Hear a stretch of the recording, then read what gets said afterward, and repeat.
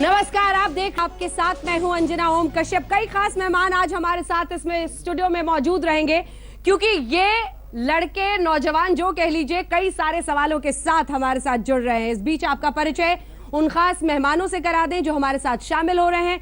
Sachin Pilot ji Congress party के नेता हमारे साथ हैं, अरुण केजरीवाल जी अर्थशास्त्री हैं, अतुल अंजान जी हमारे साथ जुड़ रहे हैं। लेकिन सबसे पहले आपको अपनी ये रिपोर्ट दिखाते हैं। 500 और 1000 रुपए के नोट को अगर बाजार से हटा दिया गया है, क्या इससे वाकई काले धन का हो जाएगा निधन?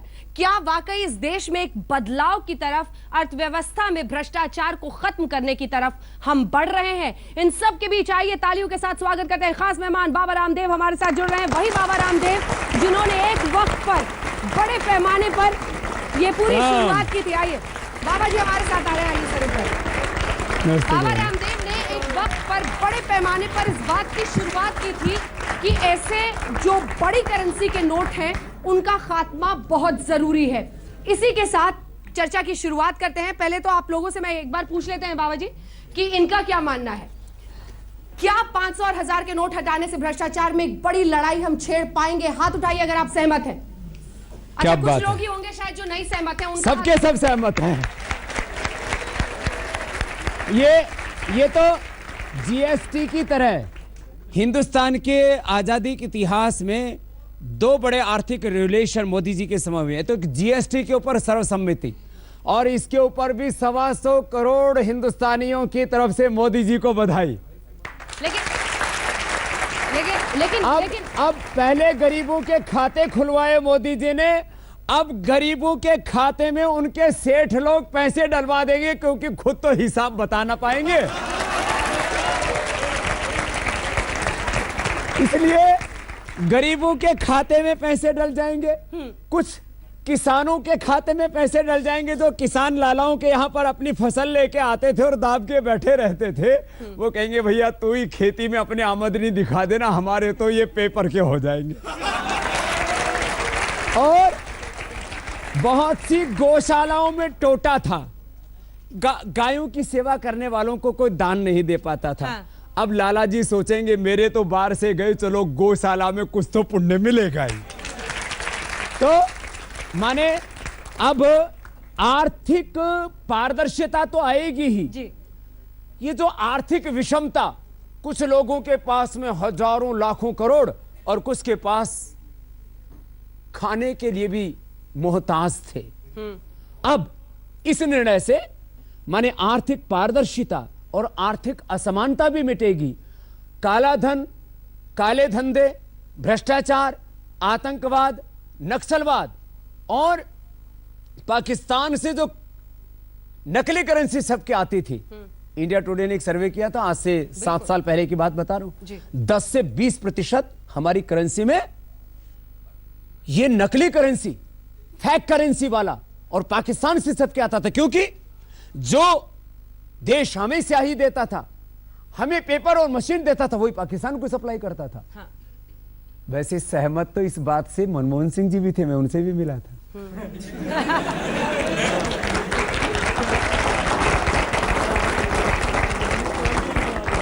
सहमत तो राहुल गांधी जी भी थे, जब उनकी सरकार थी मैं उनसे मिला था। और इतना ही नहीं, लेकिन सहमत दबे हाथ कुछ मजबूरी भी बताई थी क्या उन्होंने कि क्यों नहीं कर सकते? वो तो सारा देश जानता है। तो उन्होंने मेरे से कहा बाबा जी, हाँ। मैं आपकी बात से सहमत हूं क्योंकि हमने इसके लिए पूरे देश में जन आंदोलन चलाया आर्थिक पारदर्शिता के लिए। और क्योंकि ये जरिया बनता था, क्योंकि ट्रेसेबल नहीं होता है ना कि आप एक से दूसरे से तीसरे हाथों में मनी इन सर्कुलेशन, जब ये चलन में आता है पैसा, तो 15 लाख करोड़ रुपए अंजना बहन ये पैसा, 500,000 करोड़ रुपए की नोट, आरबीआई की रिपोर्ट बता रहा हूं 31 मार्च 2016 की। और जो 28 मार्च की रिपोर्ट है, 17.77 लाख करोड़ रुपए हमारे यहाँ करेंसी के रूप में, पैसे के रूप में, नोट के रूप में हमारी अर्थव्यवस्था में पैसा था। तो ये बहुत बड़ा अमाउंट है, कोई छोटा। माने आजादी के बाद हिंदुस्तान का पहला बहादुर प्रधानमंत्री है जिसने एक काम करके दिखा। चलिए चूंकि कुछ हमारे साथ मेहमान और भी जुड़े हैं, सचिन पायलट जी हमारे साथ जुड़े हुए हैं, इसलिए आपका सवाल उनके पास लिए चलते हैं। सचिन पायलट जी, योग गुरु रामदेव कह रहे हैं कि इससे सहमत तो खुद उस वक्त तत्कालीन प्रधानमंत्री मनमोहन सिंह भी थे और राहुल गांधी ने भी उनसे मुलाकात में कहा था कि यह अच्छा हो सकता है, फिर क्यों नहीं किया? मुझे पता नहीं कि रामदेव जी ने किन किन नेताओं से क्या क्या बातें करी हैं, उसका तो उल्लेख और जवाब वो दे सकते हैं। लेकिन ये जो अभी प्रधानमंत्री जी ने अनाउंस किया है और दो मुख्य मुद्दे बताए हैं, एक तो काले धन पर अंकुश लगाने की बात की है और दूसरा जो सीमा पार से जाली नोटों का सर्कुलेशन होता था उस पर पाबंदी और रोक लगाने के लिए, उसमें मैं समझता हूं हर पार्टी, पूरा देश और नागरिक उस मुद्दे के समर्थन में है। लेकिन इस देश की अर्थव्यवस्था में 86% जो नोट हैं वो 500,000 के हैं।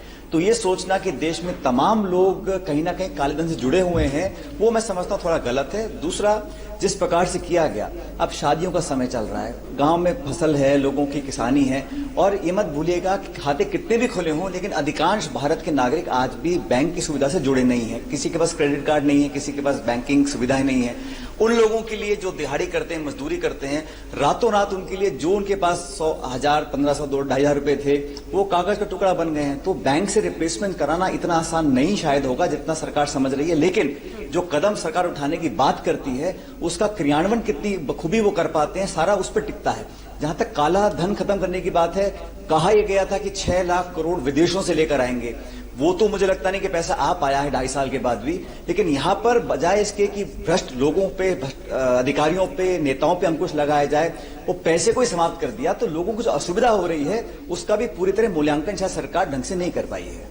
ठीक है, असुविधा हो रही है उसका क्या, जितने भी बिंदु जिसका उन्होंने जिक्र किया। सुनील अलग जी, आप भी मुझे देख रहे हैं। सुनील अलग जी भी हमारे साथ जाने माने अर्थशास्त्री जुड़ गए हैं, आपके पास भी आऊंगी सर। रामदेव, देखिए, एक महान पिता के महान पुत्र हैं। पायलट साहब बहुत बड़े महान नेता थे और ये भी बहुत ऊर्जावान नेता हैं पायलट जी हमारे। मैं इनका, सचिन जी का बहुत सम्मान करता हूं क्योंकि इनकी सोच बड़ी साइंटिफिक है जी। और जहां तक प्रश्न इन्होंने 2-3 उठाए, अब शादी में मान लीजिए किसी ने अपनी बेटी की शादी के लिए, आदमी एक दिन में तो जुटाता नहीं, 20-25 साल में जुटाता है, तो वो अपने बैंक में जाकर के जमा कर दे। उससे कोई, सरकार ने तो ये पाबंदी तो नहीं लगाई ना कि आप 10 लाख, 20 लाख, 25 लाख, 1 करोड़, 2 करोड़ जमा नहीं करा सकते। जमा करा दो, उसका कैसे ये कोई, देखो, भय की जरूरत नहीं। मैंने आज ही मोदी साहब से बधाई देने के लिए फोन किया तो उन्होंने कहा, स्वामी जी काम तो भगवत कृपा से, सब संतों के आशीर्वाद से और करोड़ों देशवासियों की दुआओं से अच्छा हो गया है, लेकिन देश के लोग धैर्य रखें। और जैसे कि युद्ध के समय देश की स्थिति होती है, ऐसे ये आर्थिक युद्ध है, ये इसमें थोड़ा धैर्य रखेंगे तो कोई दिक्कत ही नहीं है ना भाई। जिसके पास ईमानदारी का पैसा है, मोदी साहब ने कब कहा कि जमा मत कराओ? अरे आपके पास 5 लाख, 10 लाख, 25 लाख, 50 लाख, 1, 2, 5 करोड़ जितने भी हैं बैंक में जमा कराओ। आपको पैसा वापस मिलेगा, कैसे? तो कैश मिलेगा, नहीं तो बैंकिंग ट्रांजेक्शन में जाओ, कोई दिक्कत नहीं है। तो ऐसा, इससे कोई अफरा तफरी मचने वाली नहीं है। ठीक है, ये श्रीकांत जी, कांग्रेस पार्टी जिस मुद्दे पर सबसे ज्यादा चोट कर रही है उसका कहना है कि आप 500 और 1000 हटा रहे हैं लेकिन फिर 500 और 2000 ला रहे हैं। तो ये कैसे, जो मनी का डिनोमिनेशन है उसको तो आप और बढ़ा रहे हैं, तो आने वाले वक्त में एक बार फिर से वही साइकिल की शुरुआत होगी भ्रष्टाचार की। देखिए अंजना जी, वर्तमान में हम चर्चा कर रहे हैं और वर्तमान में सबसे बड़ा देश के सामने चुनौती है कि जो एक फेक करेंसी का जो कारोबार चल रहा है, एक हमारे जो नौजवान युवा हैं जो उनको कहीं ना कहीं एक नार्कोटिक्स और ये नशीली दवाओं का जो कारोबार करने वाले हैं, दूसरी तरफ आतंकवादियों को जो वित्तीय मदद करने वाले हैं, तीसरा वो काले धन जो रखने वाले हैं। तो ये प्रहार मोदी जी का उनके ऊपर है और इसमें कोई एक्सक्यूज जिस तरह से पॉलिटिकल पार्टियां ले रही हैं। अब कांग्रेस के नेता यहां बैठे हैं, मैं एक ऐसी बात कहूंगा जो उनको चुभेगी। तो कांग्रेस की बौखलाहट दिखाई समझ में आती है क्योंकि उनके खुद के जो उपाध्यक्ष हैं वो 5000 करोड़ के फ्रॉड पर बेल पर चल रहे हैं। तो उन पॉलिटिकल पार्टियों से आप अपेक्षा नहीं कर सकते कि वो ये सर्जिकल स्ट्राइक जो काले धन के खिलाफ हुआ है, जो आतंकवादियों को वित्तीय मदद करते हैं उनके खिलाफ हुआ है, जो फेक करेंसी पैरेलल चला रहे हैं उनके खिलाफ हुआ है, जो नशे का कारोबार चला रहे हैं उनके खिलाफ हुआ है।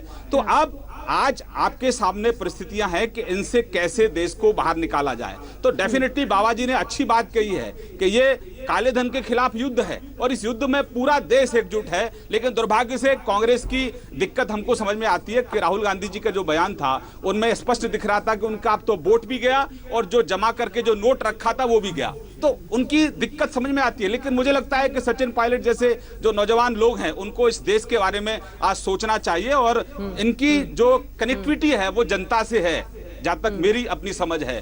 तो राहुल गांधी की कनेक्टिविटी जनता से नहीं है, जिनकी कनेक्टिविटी जनता से है आज वो सरकार के इस फैसले के साथ हैं, और जो बिल्कुल डिस्कनेक्ट हैं जनता से वो मुझे लगता है कि सरकार के फैसले की आलोचना कर रहे हैं। चलिए ठीक है, इससे पहले कि मैं सचिन जी से जवाब लूं, चूंकि एक पार्टी जिस पर आप आरोप नहीं लगा सकते, मैं चाहती हूं कि सबकी प्रतिक्रियाएं आ जाए। उसके बाद स्वामी जी से यहाँ पर मौजूद बच्चे भी बहुत देर से सवाल करना चाह रहे हैं। अतुल अंजान जी, सीपीआई नेता अतुल अंजान जी, आपको भी तकलीफ है या गलत लगता है इसमें कुछ? मैं सबसे पहले अंजना जी, हाँ। रामदेव जी को बधाई देना चाहता हूं कि उनकी कंपनी दुनिया के फोर्ब्स की लिस्ट में 45वीं 46वीं नंबर पर पहुंच गई और इतने कम समय में 25,000 करोड़ से ज्यादा की कंपनी बनाने के लिए उनको बधाई देना चाहता हूं।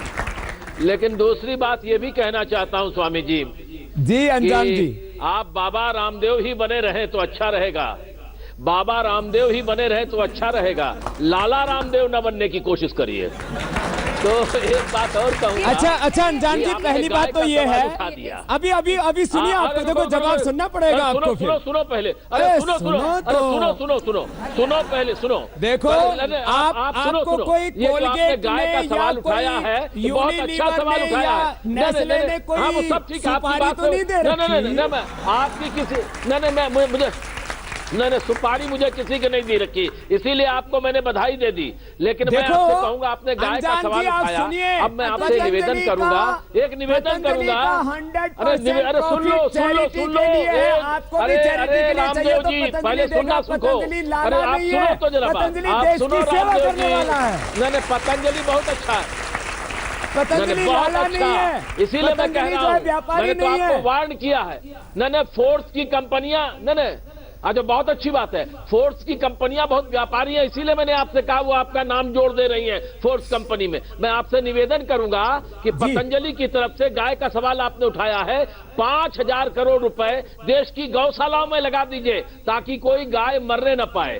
दूसरी बात कि ये जो मोदी जी का फैसला है, अगर भ्रष्टाचार पर और काले धन पर रोक लगाने के लिए है, इसका निश्चित रूप से सब लोग स्वागत करेंगे। लेकिन ये जो तमाम परेशानियां हैं, इन परेशानियों को दूर करने के लिए भी कदम उठाए जाएं। और तीसरी बात, हर जितने बैंक के खातेदार हैं जिनको आपने जनधन में खिलाया है, जनधन में जिनका नाम जुड़वाया है, जिनके पास बैंक के खाते हैं, और आपने चुनाव से पहले 423 मीटिंगों में 123 मीटिंगों में कहा था कि हम हर आदमी को, परिवार को 15 लाख रुपए इस खाते में बैंक में पहुंचाएंगे, जल्दी से पहुंचाइए। देखिए 500 पे बात शुरू हुई थी, 1,000 रुपए के नोट पर और मिलेंगे, जमाइए। एक वामपंथी ने उसे फोर्ब्स की लिस्ट में पहुंचा दिया, ये भी अपने आप में बहुत दिलचस्प है। मैं जानता हूं कि इस काम को करने में नहीं, धीरे धीरे होगा, लेकिन इस बात को ध्यान में रखिए, इस बात को ध्यान में रखिए। रामदेव जी, आप भी इसको ध्यान में रखिए, हम भी रखें, और सबको पहुंचे पैसा, हम सबकी आशा है। चलिए, इससे स्वामी जी थोड़ा सा सुनील अलग साहब, क्या अर्थ है इसका? और जो कांग्रेस पार्टी कह रही है कि लगभग 16.5 लाख करोड़ रुपए सर्कुलेशन में है, उसका 80% पैसा अगर निकल जाता है तो बहुत सारे पैसे पे एक तरह से वो रुक जाता है पैसा, इसका असर अर्थव्यवस्था पर खराब होगा। ये डराना ठीक है? इसको देखने की जरूरत है? नहीं, देखिए, इंडस्ट्री के तरफ से जितने इंडस्ट्रियलिस्ट हैं उनके पास अगर ब्लैक मनी है तो वो घर पे तो रख ही नहीं रहे हैं, तो उनका तो इंडस्ट्री चलेगा रिगार्डलेस। अगर आप कहें कि देखिए जो उन्होंने मोदी जी ने किया है, इट इज लॉन्ग ओवरड्यू और उन्होंने ठीक किया है। मैं सिर्फ एक सजेशन मानता हूं जो सचिन पायलट जी ने कहा था कि नॉर्मली ऐसा होता है कि जब आप ये एक नोट हटाते हैं तो उसी दिन नए नोट्स अवेलेबल हो जाते हैं। अब ये गैप 1 हफ्ते का है, वो कह रहे हैं अगले थर्सडे को हम नए 2000 या 500 निकालेंगे। अब 1 हफ्ते के लिए उनको, अगर मैं उनको एडवाइस किया होता तो मैं कहता देखिए आपने, you have to do it by surprise. 1 हफ्ते के लिए आप लिमिट लगा लीजिए कि भाई 5,000 रुपए से ज्यादा 500 रुपए और 1,000 रुपए आप नहीं खर्च कर सकते हैं। तो जो गरीब लोग हैं वो एक हफ्ते के लिए till the new notes come could have spent up to 5,000 and ये 5,000 रुपया कोई फर्क नहीं पड़ने वाला था कि काला धन और इसमें, या तो आप एक ही टाइम में नए नोट्स लाइए, अगर एक हफ्ते का डिले है। मैं कहता हूं आज मेरा ड्राइवर वो अपनी बीवी को भेजा है, उसने 2,000 रुपए 400-500 रुपए नोट दिए हैं, वो गए अहमदाबाद की तरफ। अब वो बेचारी खा भी नहीं सकती है, तो मैंने कहा कि देखो ये इस एग्जीक्यूशन में idea brilliant, very necessary, you have to get it out of everybody system, but अगर आपके पास नहीं था तो या तो एक हफ्ते डिले कर देता है या एक हफ्ते के लिए कह देते कि भाई एक हफ्ते के लिए लिमिट है सिर्फ 5,000 का, नहीं तो ये लाइंस जो लगी हुई है बैंक के बाहर, एटीएम के बाहर, ये नहीं लगती।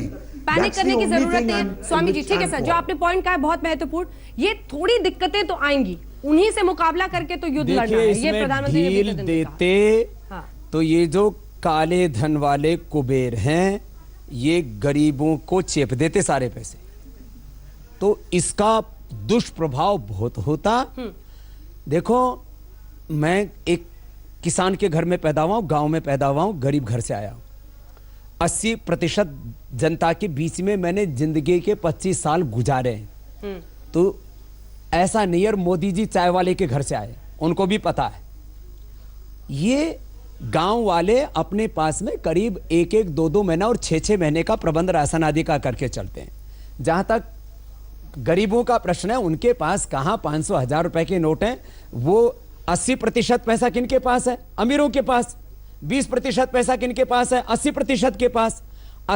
20% के पास जो 80% पैसा है वो सब 500-1000 रुपए के नोट में है। जो गांव के बेचारे गरीब लोग हैं 80%, उनके पास 20% पैसा है, वो सारा 1-2-5 रुपए के नोट और जो है 100 रुपए के 50 रुपए के नोट तो उनके पास में है। थोड़ी बहुत दिक्कत जरूर होगी, लेकिन देश के लिए 5-7 दिन की दिक्कत सह लेंगे। लेकिन ये land mafia, drug mafia, mining mafia, political mafia और आतंकवादी और नक्सलवादी तमाम माफियाओं की ऊपर नकेल डालने का काम मोदी जी ने किया है। यह इतिहास में अमर होने वाला काम है। ठीक है, कितने लोग सवाल पूछना चाहते हैं? हाथ उठाइए। बहुत सारे हाथ उठ रहे हैं सवाल पूछने के लिए। तमाम सवाल और स्वामी रामदेव जी के जवाब ब्रेक के बाद। देखते रहिए। आप देख रहे हैं हल्ला बोल का स्पेशल एपिसोड, और इस स्पेशल एपिसोड में बात हो रही है प्रधानमंत्री नरेंद्र मोदी के उस फैसले की जिसमें 500 और 1000 रुपए के नोट को बंद किया जा रहा है। क्या इससे बहुत बड़ी परेशानी या फिर काले धन की लड़ाई में बहुत बड़ा कदम? क्या है ये मोदी का मास्टर स्ट्रोक? इसी पर हम कर रहे हैं चर्चा। सभी खास मेहमान हमारे साथ जुड़े हुए हैं। श्री रविशंकर जी भी हमारे साथ जुड़े हुए हैं। लेकिन एक शख्स जिसने शायद सबसे पहले शुरुआत की थी, स्वामी रामदेव जी, आपने बहुत पहले इस मुहिम की शुरुआत की थी और कहा था कि विदेशों से भी ज्यादा जो काला धन देश के अंदर सर्कुलेट हो रहा है उसको तो रोको, उसकी तरफ कोई तो देखो। और आपने कहा था कि 1000 और 500 के नोट्स को बंद करना चाहिए। इसीलिए आपको हमने खास आज आमंत्रण दिया है कि इसके जरिए क्या हो सकता है। मेरा सवाल आपसे यह है कि कई लोग ये भी कह रहे हैं कि सडनली करने की क्या जरूरत थी, लेकिन सवाल है सडनली नहीं करते तो जो जो काला धन छिपाए हुए थे सब कहीं ना कहीं तो उसको लगा ही देते। कहीं कोई सोना खरीद लेता, कोई डॉलर खरीद लेता, कोई पाउंड, कोई यूरो खरीद लेता, और कोई जो है उसको गरीबों को एडवांस में दे देता, उनको बेचारों को मारता। माने यदि सडनली नहीं करते तो इसके भयंकर साइड इफेक्ट होते। अब बुरे लोगों के बुरे दिन आने वाले हैं, वो आ चुके हैं, और अच्छे लोगों के पहले खाते खोले मोदी जी ने, अब उनके खाते में मोदी जी पैसे भी डालने वाले हैं। क्योंकि जिन लोगों ने 10, 20 लाख, 25, 50 लाख, 1-1, 2-2 करोड़ रुपए जमा करवाए हुए थे, अब वो पूरा हिसाब किताब तो दे ना पाएंगे। तो उनको लगेगा रे कुछ पैसे इन्होंने 10, 20, 25 साल हमारी सेवा करी है, नौकरों को खाते में डलवा दो। जो किसान उनके पास फसल लाता तो उसी के खाते में डलवा दो, कुछ गौशाला में डलवा दो, कुछ धर्मशाला में लगवा दो। हो सकता है कुछ बाबाओं की भी चांदी हो जाए। तो देश का अब सौभाग्य का उदय होगा, देश के अच्छे दिन आएंगे, क्योंकि देश में मोदी जी का जादू सिर चढ़ के बोल रहा है, और दुनिया में आतंकवादियों और पाकिस्तान के बुरे दिन आने वाले, क्योंकि ट्रंप जीत चुके हैं। क्योंकि ट्रंप अब पाकिस्तान को मदद नहीं करेगा, ट्रंप को आपने 500 और 1000 हिंदुस्तान से जोड़ दिया, पाकिस्तान के खिलाफ जोड़ दिया। क्योंकि इधर लोग नोट गिनने में लगे थे, उधर लोग वोट गिनने में लगे और वहां पर अमेरिका में ये राष्ट्रवाद की जीत हुई है ट्रंप के जरिए, वहां आतंकवाद के खिलाफ जीत हुई है और वहां पाकिस्तान के खिलाफ जीत हुई है। इसलिए देश में मोदी का उदय और दुनिया में ट्रंप का उदय, ये एक नए युग की शुरुआत है। लेकिन ये अमेरिका में हम जाएंगे तो भटक जाएंगे, आज देश के अंदर ही रखते हैं, इंटरनेशनल डिस्कशन किसी और दिन कर लेंगे। आप लोगों में से कितने लोगों के सवाल है, हाथ उठाइए, क्योंकि अब सवालों की शुरुआत करते हैं। यहाँ पर युवा पीढ़ी है और जो हमारे नेता आपको दिख रहे हैं, सचिन पायलट जी, श्रीकांत शर्मा जी लगातार हमारे साथ बैठे हुए हैं, अतुल अंजान जी, आप उनसे भी सवाल पूछ सकते हैं, पूछिए, आप पूछिए। हर कोई इतना कह रहा है कि काला धन कम होगा, तो वो होगा कैसे? यही तो है बेटा, तो वो कम होगा कैसे, यही क्या? ये काला धन है किनके पास? ये गरीब आदमी के पास तो नहीं है, गांव वाले के पास तो नहीं है, जो मेहनत मजदूरी करने वाले हैं, नौकरी करने वाले हैं, कोई अंजना कश्यप के पास तो नहीं है, क्योंकि आज तक वाले इनको चेक में पैसा देते हैं।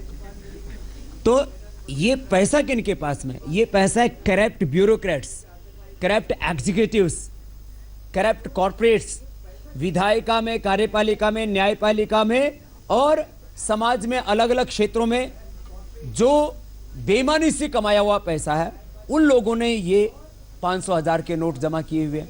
और जो अलग अलग फील्ड्स में, जिनको मैं माफिया कह रहा था, drug mafia, land mafia, mining mafia, political mafia, education mafia. आप लोग स्टूडेंट हो, एक एमबीबीएस के लिए एडमिशन लेने के लिए 50 लाख रुपए एडमिशन का लगता है, एमडी के लिए एडमिशन के लिए 2 करोड़ रुपए एडमिशन का लगता है, और जब ऑपरेशन कराने के लिए जाते हैं तो ज्यादातर हॉस्पिटलों में रसीद नहीं दी जाती है, 5-5, 10-10 लाख रुपए लिए जाते हैं। चारों तरफ जहां जहां ये माफिया लोग लगे हुए थे, उन लोगों ने ये पैसा जमा किए हुए थे और वो इससे अपना कारोबार चला रहे थे। इसलिए सारे काले धन की, काले धंधों की, भ्रष्टाचार की, आतंकवाद की, नक्सलवाद की सारी जड़ें सुखा देने वाला काम मोदी जी ने किया। एक वो समय, वो जो है आचार्य चाणक्य और चंद्रगुप्त के माध्यम से क्रांति हुई थी, जिन्होंने जो है उस समय के नंदवंश के जो है, जो घनानंद की जड़ों के वंश के अंदर जो है वो मट्ठा डालने का काम किया था। आज इन बेईमानों का जो वंश बहुत फल फूल रहा था, उसमें मट्ठा डालने का काम मोदी जी ने किया। मैं सचिन पायलट जी एक सवाल आपसे पूछना चाहती हूँ, जिसके बाद श्रीकांत जी मैं आपके पास आऊंगी। सचिन पायलट जी, दिल्ली का ही आप उदाहरण ले लीजिए, जिस तरह की परिस्थिति यहाँ बनी हुई है, सर्कल रेट घरों का क्या होता है और वो आखिरकार बिकते किस कीमत पर है? करोड़ों करोड़ सिर्फ ब्लैक मनी उसमें सर्कुलेट होता है। वहां पर अगर ये कैश रुकता है तो क्या ये एक बड़ा फायदा नहीं है? 7 दिनों की दिक्कत, लेकिन इसी के साथ एक बड़े भ्रष्ट व्यवस्था पर चोट। मैं एक बात स्पष्ट कर दूं कि इस देश में कोई भी जो देश प्रेमी नागरिक होगा, वो काले धन, भ्रष्टाचार, आतंकवाद के खिलाफ खड़ा हुआ है। इसमें कोई किसी को दो राय नहीं होनी चाहिए। और बड़े बड़े भाषण सुन के आप औरों को ऐसा पोर्ट्रे मत करिए कि हम देश के हित में नहीं है। मेरा इतना सवाल है कि अगर आपको काला धन बंद करना है, आपको भ्रष्टाचार बंद करना है, तो जो लोग अपराधी हैं, बेनामी जमीन खरीदी, जिन्होंने पैसा लगाकर इमारतें खड़ी करी हैं, उनको पकड़िए, उन पर अंकुश लगाइए, दंडित करिए, उनको जब्त कर लीजिए, सीज कर लीजिए, नीलामी कर दीजिए। लेकिन आदमी जो रिक्शा खींच रहा है, जो दिहाड़ी का काम करता है, जो आपने कहा भी, हमारे भाजपा के मित्र ने कहा कि रामदेव जी बोल रहे थे शादी में सब 20 साल पैसा इकट्ठा करते हैं, लेकिन कौन दूध वाला आपसे चेक लेगा? कौन फूल वाला आपसे चेक लेगा? कोई दुकानदार है, छोटा मोटा काम धंधा करता है, उन लोगों को आज ना सिर्फ पीड़ा इस बात की है कि उनका पैसा सब खत्म हो गया, लेकिन 7 दिन के अंदर कहां वो बैंक खोलेंगे, कहां पैन कार्ड आएगा? तो व्यवस्थावादी तरीके से इस काम को करते, कोई आपत्ति किसी को नहीं थी। लेकिन पूरे देश में 15-16 लाख करोड़ रुपया सारा का सारा जो 500,000 नोट में था, आज वो अवैध हो गया है। तो लोगों को शुरुआत दोबारा करनी पड़ेगी। किसी को दिक्कत नहीं है परेशानी सहन करने के लिए। और इसको आप बार बार संज्ञा देते हैं, सर्जिकल स्ट्राइक पाकिस्तान पे किया, इसको सर्जिकल स्ट्राइक कर दिया, इसको इसका आने जाने से कोई मतलब नहीं है। मेरा इतना निवेदन है कि अगर इसको सोच के किया होता और थोड़ा टाइम देके किया होता और क्रमबद्ध तरीके से किया होता, तो मैं समझता हूं उन लोगों पर अंकुश लगता, जो भ्रष्टाचार है। पूरा देश करप्ट नहीं है, जो भ्रष्टाचारी उनको पकड़ने का काम करना चाहिए। सचिन जी, फिर अगर अचानक नहीं करते तो फिर तो सब तरीका खोज लेते, कोई सोना खरीद लेता, कोई डॉलर खरीद लेता। अगर आप फिर जवाब देना चाहता हूं। जी ठीक है, श्रीकांत जी जवाब देना चाह रहे हैं। होती या 1000 का 10 दिन का, 2 दिन का, 5 दिन का, लेकिन रातों रात जो लोगों को पीड़ा हो रही है, आप कल्पना कीजिए, हम गांव में जाते हैं, किसी को पता नहीं है, लोग इतने असमंजस में है कि आगे क्या होगा। खाता किसी के पास नहीं है, क्रेडिट कार्ड किसी के पास नहीं है, जिनके पास इलेक्ट्रॉनिक बैंक ट्रांसफर की सुविधा नहीं है, और अधिकांश भारतवासियों के पास आज भी बैंकिंग सुविधा नहीं है, उन गांव के लोगों को पता ही नहीं कि हमारा आगे क्या होगा। ये सारी दिक्कतें आएंगी, इस पे सोचा है सरकार ने, ऐसा मैं उम्मीद करता हूं, लेकिन मुझे मालूम नहीं है। ठीक है श्रीकांत जी, दूध वाले को, सब्जी वाले को चेक पकड़ाएंगे क्या? सचिन जी का ये सवाल। अंजना जी, मैं बहुत स्पष्ट कर दूं आपके माध्यम से श्रोताओं को कि कांग्रेस पार्टी ने काले धन को लेकर 10 साल में कोई इनिशिएटिव क्यों नहीं लिया? जब सुप्रीम कोर्ट ने आपको एसआईटी बनाने के लिए कहा 2012 में, आप लगातार उसको पेंडिंग करते रहे और आपने एसआईटी का गठन नहीं किया, क्योंकि आपका कहीं ना कहीं काले धन रखने वालों के साथ आपकी साठगांठ है, इसलिए आपने काले धन के खिलाफ कोई फैसला नहीं लिया। जहां तक आप कॉमन मैन की बात कर रहे हैं, कॉमन मैन की अगर आपको इतना चिंता होती तो 12 लाख करोड़ के स्कैम सोनिया राहुल की सरकार में नहीं होते, नंबर 1। नंबर 2, किसी भी तरह की कोई अफरा तफरी नहीं है। जिन्होंने 20 नौकी जिनकी पास कमाई है वो बैंक में जाकर रख सकते हैं। बैंक में जिनका खाता नहीं है तुरंत कल जाएं और कल बैंक में खाता खुल सकता है। नंबर 2, आपको विड्रॉल करने के लिए प्रतिदिन के अंदर अगर आपके पैसे बैंक में हैं, अगर नहीं भी हैं, आपको जमा भी कराना तो जमा करा सकते हैं, और एक्सचेंज करने के लिए आपको 4000 रुपए आपके बदले जा सकते हैं, और 10,000 रुपए प्रतिदिन के हिसाब से आप बैंक से विड्रॉल भी कर सकते हैं। तो कहीं किसी भी तरह की कोई अफरा तफरी नहीं है। आज देश के अंदर काले धन को लेकर ये जो युद्ध का जो ऐलान हुआ है, इसमें मैं अपील करता हूं कि सभी पॉलिटिकल पार्टियों को इसमें सहयोग करें, क्योंकि ये देश के आने वाली जो हमारी पीढ़ियां हैं उनके भविष्य के साथ जुड़ा हुआ है।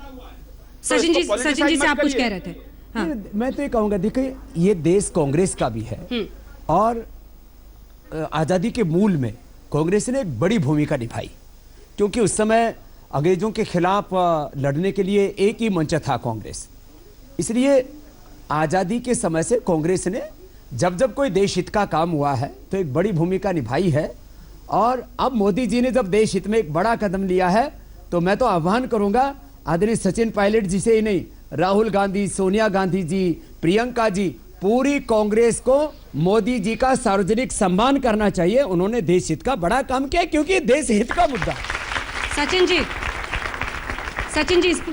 आपका रिस्पॉन्स इसके बाद आ रही हूँ अतुल जी। समर्थन करता हूँ, सुन लीजिए। हाँ, हम लोग बड़े दिल के लोग हैं। अगर प्रधानमंत्री कल देश हित में कुछ भी करते हैं, आतंकवाद के खिलाफ लड़ते हैं, सीमा पार के लोगों को मुंहतोड़ जवाब देते हैं, मैं पूरा देश उनके साथ खड़ा हूँ। लेकिन मैं इतना राइट रखता हूं कि मैं उनके मोटिव से सवाल पूछ सकता हूं, उनको अकाउंटेबल बना सकता हूं। सवाल पूछने का अधिकार विपक्ष को है और जवाब आपको देना चाहिए। देश अगर कुछ पूछता है तो सिर्फ अपनी तालियां बजा के अपने जायजे ना करवाइए, आप स्पष्टीकरण दीजिए, थोड़ा विनम्रता से पेश आएं। इसमें सचिन जी मैं आपसे इतना कहूंगा, सचिन जी आप तो बहुत विवेकशील हैं। सरकार से बोल रहा हूं, कांग्रेस को स्टेटमेंट में थोड़ा परिवर्तन, आपसे बात ही नहीं कर रहा हूं, मैं तो सरकार की बात कर रहा हूं। आप सरकार के प्रवक्ता मत बनिए, मैं तो सरकार की बात कर रहा हूं। मैं इतना कह रहा हूं सचिन जी, ऐसा बोलना चाहिए कि मोदी जी ने जो किया वो अच्छा किया। ये सुझाव भी माने एक तरफ उनको शाबाशी भी देनी चाहिए और दूसरा सुझाव भी दे दे, तो मुझे लगता है कांग्रेस को लोग कटघरे में नहीं खड़ा करें। अपनी मेहनत का पैसा है, चाहे वो कैश में है, तो उनको घबराने की जरूरत नहीं है। उनको पूरा कभी भी वो बैंक में अपना पैसा जमा कर सकते हैं। कोई किसी भी तरह की कोई उनके साथ पूछताछ नहीं है, जिनका अपना पैसा है। लेकिन जिन्होंने भ्रष्टाचार से पैसा अर्जित किया है और जो कहीं ना कहीं काले धन को बढ़ावा दे रहे हैं, जो आप हमारे नौजवानों की पीढ़ी जो आ रही है उसको तबाह करने के लिए आप नारकोटिक्स को या नशीली दवाओं को बढ़ावा दे रहे हैं, या फेक करेंसी का कारोबार कर रहे हैं, आज चिंता उन लोगों को है। उन लोगों को होनी चाहिए। कॉमन मैन को चिंता नहीं है। जी सर, अतुल अंजान जी। मैं बात आपकी कहता हूं अंजना जी, आपने बहुत अच्छे प्रश्न पर आज ये हल्ला बोल का इशू उठाया है। ये बात सही है कि पंजाब के अंदर 1400 करोड़ रुपए का पिछले 6 साल से लगातार 2000 करोड़ रुपए का ये नारकोटिक्स का धंधा चल रहा था, और कुछ मंत्री उसके अंदर पकड़े गए और मंत्रिमंडल से बाहर निकाले गए। ये सब काला धंधा ये ब्लैक मनी से चल रहा था। ब्लैक मनी को रोकने की जरूरत है। इसके संबंध में एक बड़े ब्यूरोक्रेट जो अभी जम्मू कश्मीर के गवर्नर हैं, वोहरा कमेटी की रिपोर्ट है। पॉलिटिकल प्रोसेस में ब्लैक मनी के सिलसिले में इंद्रजीत गुप्ता कमेटी की रिपोर्ट है। वो सारी रिपोर्टों को लागू करे। और मैं एक बात कह रहा हूं, इस देश ने बड़ी सारी कमिटीज और रिपोर्ट्स देखी है आपके माध्यम से। अतुल जी, एक्शन। अतुल जी, बड़ी सारी कमिटीज, रिपोर्ट्स, इंतजार की आदत इस देश ने लगा ली। सर मेरा सवाल आपसे ये है, इस देश ने इंतजार की आदत लगा ली। आप मुझे बताइए कि अगर काला पैसा 500 और 1000 के रुपए के नोट के रूप में किसी के पास होगा, आधी रात के बाद वो कागज का टुकड़ा बन गया, आधी रात के बाद वो कागज का टुकड़ा बन गया। वैसे भी ये जो कम्युनिस्ट है या सीपीआई आदि वाले हैं, इनके बारे में तो एक बात है कि ये बेईमान नहीं, तो ये क्यों परेशान हो? 1000 का नोट जिसका धन काला नहीं है, बाबा जी आपसे सीपीआई वालों के बारे में कोई बात चिंता करने की जरूरत नहीं है, वो बैंक में डाल सकता है। बाबा जी इसीलिए तो मैं कह रहा हूँ, रामदेव जी सुन लीजिए। अरे मैं तो आपकी बड़ाई कर रहा हूँ, सुझाव दे रहा हूँ, सुझाव सुनिए। सीपीआई वालों को लोग ईमानदार मानते हैं, आपको तो खुश होना चाहिए। अरे आपको तो लोग ईमानदार मानते हैं कि भाई आपने कोई घोटाला नहीं किया। मुकदमा ही नहीं, हमारा income tax, sale tax, income tax, मैं आपकी बड़ाई कर रहा हूँ, आप मेरे को जो है घोटाला चौटाला दीवाला से कोई समझ नहीं, मैं नहीं आप पर कर रहा हूँ। आप तो पूजनीय है, आप कैसे कह रहे हैं? आप तो पूजनीय है, आप मत बोलिए। जब बोलने दिए सुझाव दे रहा हूँ बाबूजी, आप भी उसको सुनिए। ये जो लोगों में अफरा तफरी है, अब आपको बताऊं, एम्स में जो दुकानें हैं दवाई की, ये 5 बजे के बाद बंद हो जाती हैं, पैसा ले नहीं रहे हैं। आपने एम्स में 10 रुपए का ठीक है माफ कर दिया। मेरा ये कहना, सरकार हर व्यक्ति को ये 100 का नोट देने के लिए बैंकों को काम दे दे कि 1000-2000 रुपए अगर कोई लेके आता है अपना आई कार्ड के साथ, तो इसे 100 का नोट दे दे ताकि खाना खा सके, बेचारे रह सके। आप एम्स के सामने से मैं अभी आ रहा हूँ, सारे लोग कल से लोग अपने पैसे बदलवा सकते हैं, इसलिए कल से अच्छा कल से पैसे बदलवा सकते हैं, पूरी व्यवस्था है। मेरा सिर्फ एक आखिरी बात ये कहना, आखिरी बहुत अच्छी बात है कल से अगर हो जाए, लेकिन ये कहना है कि ये 2000 मेरी समझ में नहीं आ रहा है, 1000 का बंद कर दो और 2000 का चालू करो। ये बात तो मैं भी के जो ये नोट्स हैं, ये आपकी बात से स्वामी जी सहमत हैं? आपकी बात से स्वामी जी सहमत हैं? और मुझे लगता है कि स्वामी जी हमारी हर बात से सहमत है। और मैंने स्वामी जी ने नहीं कहा कि 5000 करोड़ रुपए ये खर्च करेंगे और गौशालाओं को देंगे, ये बात पर नहीं बोल रहे हैं स्वामी जी।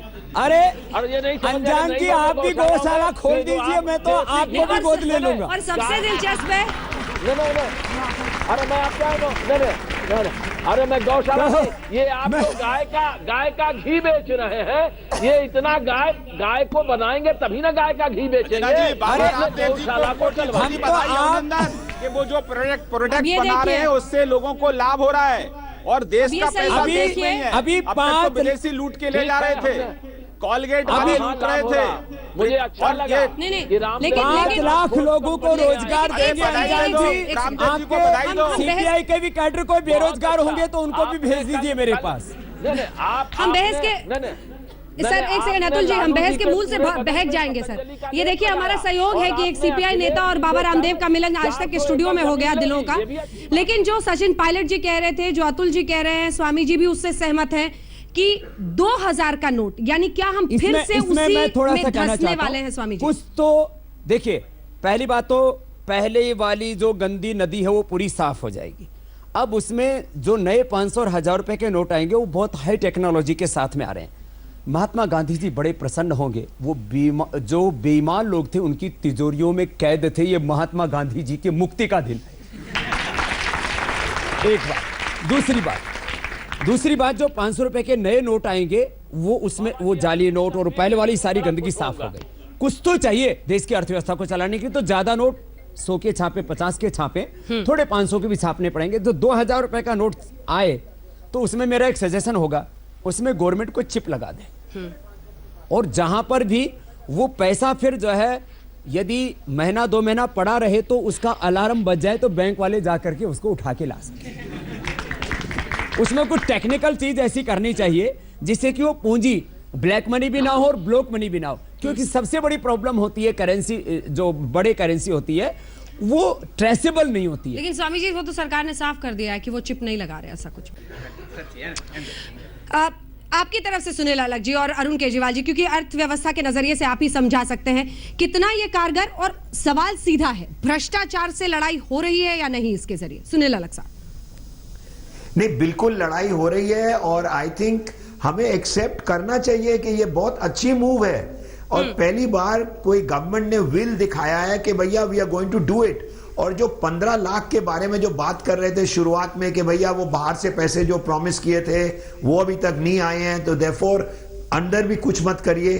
देखिए मोदी जी ने जो 15 लाख ऑफर किया था, उन्होंने पहली दफा प्राइम मिनिस्टर गए हैं जो हर एक देश में, वो G7 में भी ये प्रॉब्लम रेज किए हैं, कोई प्राइम मिनिस्टर इंडिया का पहले नहीं रेज किया है। और अब वो मेरे ख्याल उनका सिर्फ इतना गलती था कि वो सोच रहे थे कि मैं आऊंगा और रिक्वेस्ट करूंगा दूसरे गवर्नमेंट्स को और गवर्नमेंट दे देंगे। वो गवर्नमेंट के रूल्स वहां पे ऐसे हैं कि भैया आप हमको पहले प्रूव करिए तो देंगे, लेकिन अब पूरा वर्ल्ड अब उसके साथ है कि भैया जहां भी हो, और जो इतना ज्यादा हो गया कि you are bringing all the old notes down. इसी के साथ इस कार्यक्रम का अंत करते हैं। बहुत बहुत शुक्रिया आप सभी का हमारे साथ जुड़ने के लिए। देश दुनिया की बाकी खबरों के लिए आप देखते रहिए आज तक।